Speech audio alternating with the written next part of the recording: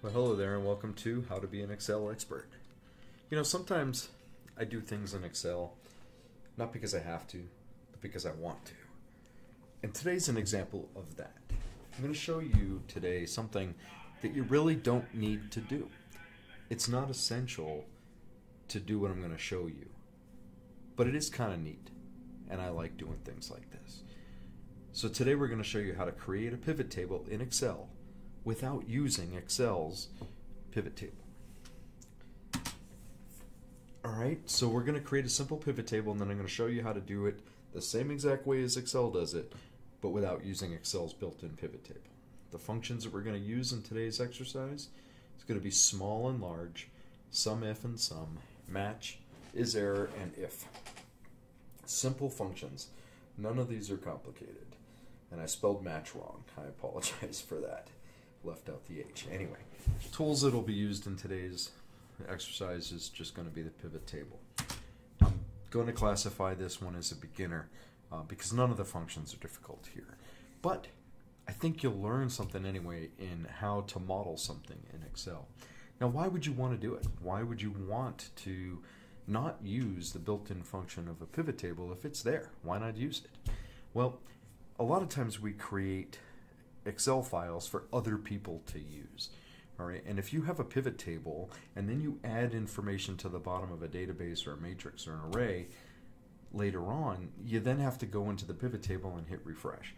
And what I've found when I'm making Excel files for other people to use, you want to minimize the number of tabs that the user is going into. You have to assume that the people who are going to be using your Excel files aren't as good as you are in Excel, and you want to keep them out of as many tabs as possible because they go into those tabs and you'll be amazed. Never underestimate the ingenuity of someone. They will figure out a way to delete columns, insert columns, delete rows, change your formulas. I mean, keep them out of as many tabs as possible. And so I would prefer, if I'm writing an Excel file for someone else, I won't use pivot tables. And so I'm going to show you how to create a pivot table, simple one, but you can modify off of what I do, to fit whatever you're trying to do. I'm going to show you how to do that without using the Excel's built-in pivot table. All right, let's do it. All right, so as I said, we're going to create a pivot table without creating a pivot table. All right, so here is a database that I have and use in real life. It is a sales database. I've hidden a lot of columns in here that would have revealed, unique identification about my customers and things like that, and about the product that we make. All right, and so I left some of the fields that we may be interested in for this exercise. Okay, so we're going to create a pivot table, and we're going to create that pivot table without using a pivot table. And like I said, the big reason for this is if you create an Excel spreadsheet that you then pass on to other users, you don't want those users to have to refresh pivot tables. You don't want them messing around in tabs that they have no business being in, because inevitably they're going to delete a formula, delete a column, insert a row, and they're going to mess everything up. And that's why I stay away from pivot tables. Okay, so we're going to create a pivot table here. First thing I'm going to do is show you how to create an actual pivot table. Okay, so I'm going to highlight all these columns, and I'm going to insert pivot table. All right, and by going from column A to BI without defined rows means that they don't have to update the size of the pivot table later in the future. Again, I do things so that the user doesn't have to do anything. All right, so customer ID. Instead of using customer names, I've used customer ID. All right, now a simple problem. I want to know for each customer in the time period selected, how many items did they purchase? So shipped units right there, and let's make that just a regular number, no decimal points. Okay, and then I want to know net sales. How much did they pay for those units? All right, number, format, currency, no decimals. and I want to know material cost. I'm just going to do materials. Okay, I'll explain that here in a minute. Again, make that a currency, no decimals. All right. So what this is, this customer purchased 9 units. They paid $4,273 for those 9 units, and it cost me $1,450 for those 9 units. So my material margin per unit is something that I'm interested in as a metric. All right, so price per unit is just simply going to be if C4, or not if, C4 divided by B4, so $476 per unit, and my material cost is going to be D4 divided by B4.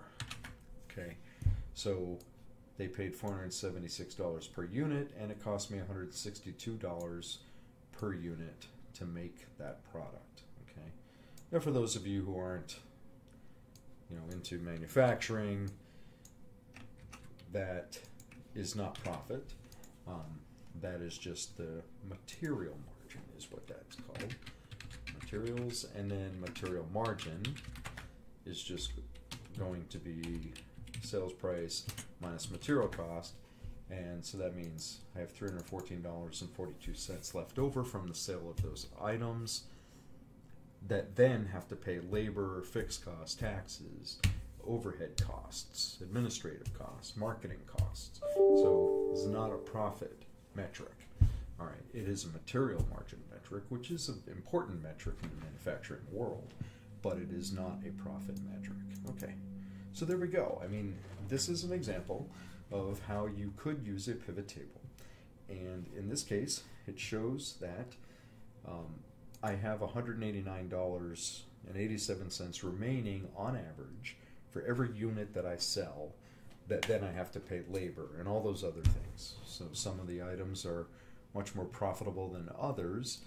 Like this one right here, I have $742 remaining per item. So anyway, now I'm going to show you how to create this pivot table without using a pivot table. All right. So I'm going to take, I'm going to create it right alongside it. Okay, so right here. All right, so I'm going to create the same columns as we have in the pivot table right there. Okay, I'm going to get rid of the word sum of in here, and I'll tell you why in a minute. But I'm going to hit Control H, highlight those fields, and sum of, don't forget the space, and I'm going to replace it with nothing. So I'm going to hit Replace All, and it's going to take the word sum of out. All right, now we'll come back to why I did that here in a minute. All right, so raw data. All right, the first step in here, this is going to be customer ID. I need to be able to list the customer IDs in here. All right, so the way you do that is I'd go to customer ID here. I'm going to insert a column, and I'm going to call it unique ID. All right, and I'm just going to come down just a little bit. I don't like starting at the top, and I think you'll understand why. And I'm going to say match this value, the customer ID, with the array above it, and look for an exact match. I'm going to anchor the top of this so that when I copy it, it remains K2. And by anchoring, I mean I put my cursor in there and I hit F4, and that puts dollar signs around the vertical and the horizontal, and that locks that, it anchors that. So when I copy it down, the K2 will remain the same, but the K20 will change as I copy up and down. Okay, so it returned an error, and that means that 91526 does not exist in there, and that's what we want, right? So I'm going to say if error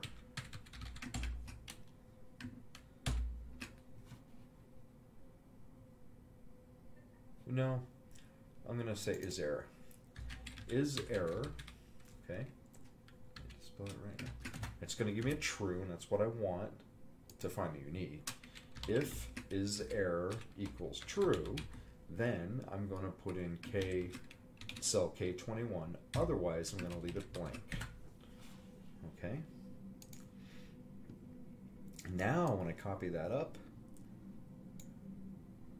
and the first one's always going to be unique, right? Now I'm only putting in the ones that are unique. Alright, so now I've copied it all the way to the bottom, but I want to be able to go below the bottom because eventually the customers are going to be putting more stuff in. But if I copy this one more cell down, right, it's going to give me a 0. I don't want zeros. You'll see why here in a minute. So I'm going to put another error, not error check, but another check, and say if A 2149 equals nothing, nothing is represented by two quotation marks, then put nothing. Basically, I don't want to have a 0 in there. All right. So now I can copy this down to infinity. All right. I'm not going to go all the way down to the very bottom. I'll just go down a few thousand. Oops. And now I also have to copy that up.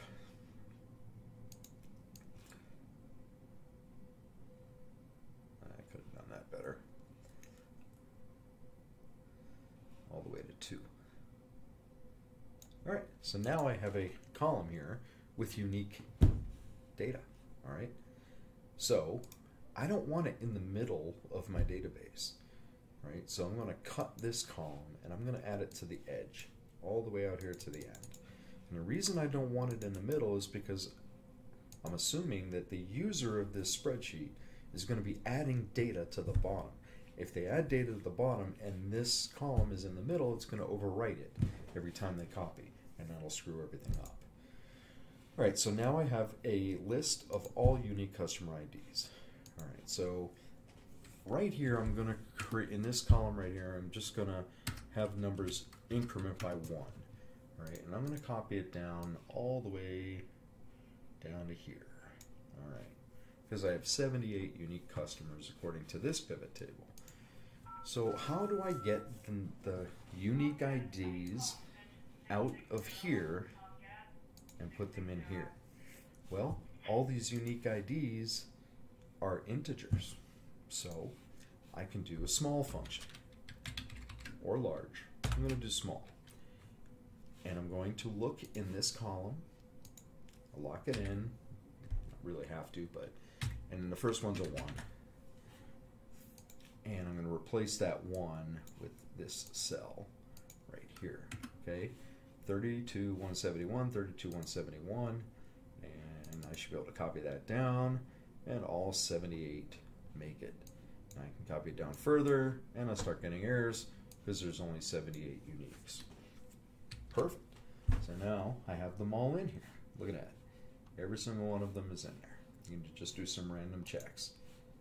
And they are the same, as they're sorted that way. Now, I could have sorted these largest to smallest, or Z to A, right? And if I did that, and I did the large function,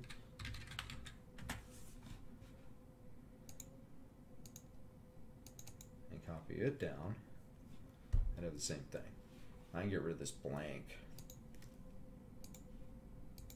so that it matches. All right, so now they're all in there. You could do large, you could do small, it doesn't matter. All right, didn't change anything. All right, so now you have all of the unique customer IDs. Now let's add up the shipped units. This is going to be pretty simple. It's a simple SUMIF function. All right, so SUMIF, you've not used it, the first variable is the range. It is the criteria range. It is not the summation range. So the criteria range is actually not going to be this unique ID row. It is going to be the customer ID, okay? And we're going to lock that in. And you lock that in by hitting F4, putting the dollar signs around the Ks so that when you copy it around, it doesn't change. You don't really have to lock this one in, but I just positive habit transfer, I do that. The criteria is going to be cell J4. You want to lock this one in on the vertical. You want to lock the column in because I'm going to be copying this function. And when I do that, I don't want that J to change. So you do that by hitting F4 3 times. So F4 once, locks them both in, twice locks in horizontally, it locks in the row 4, and hit it the 3rd time and it locks in the column J. And it does that by putting the $ next to the J. All right. The summation range is going to be shipped units. AT, lock it in, and I get a 10. Now I copy that all the way down, and I can put a summation at the bottom, and I should get the same exact number, 82,652, and I do. And when I got rid of the blank, it kind of messed up there, but that's okay. All right, so I have the same exact number there that I have there. Perfect. All right, so now, as I said, I'm going to want to copy this across. All right, so, but net sales is not going to be, the summation range is not going to be AT. The summation range, highlight it, is going to be net sales. Lock that in, AY. And just so I don't have to come back here, material cost is BE. All right, hit OK, and then material cost, and change that to a BE. Boom. All right, these are both currencies. So currency, perfect. And then I should be able to copy that all the way down and do the summations. 35, 258.87, perfect. 19, 565, 535, perfect. So the math works. And then for these are just formulas that'll work on both. All right, so I can just paste it in, and I'm going to get the exact same answers as I had before. And as you can see, they are performing their math on the different pivot tables. So now I have created a pivot table without creating a pivot table. All right, and it's kind of neat because now the customer can come in here, or not customer, the user can come in here and they can add new sales data after October 31st, as long as it's the same amount of columns as before, and then they don't have to come in here and to refresh. They'll never even have to come in here at all into this tab, and that's great. So of course then I would use this information here in some other fashion to get the information that I want for the end user. So. All right, hopefully you learned something here. Pretty simple class on how to create a pivot table without creating a pivot table. All right, if you have any questions, let me know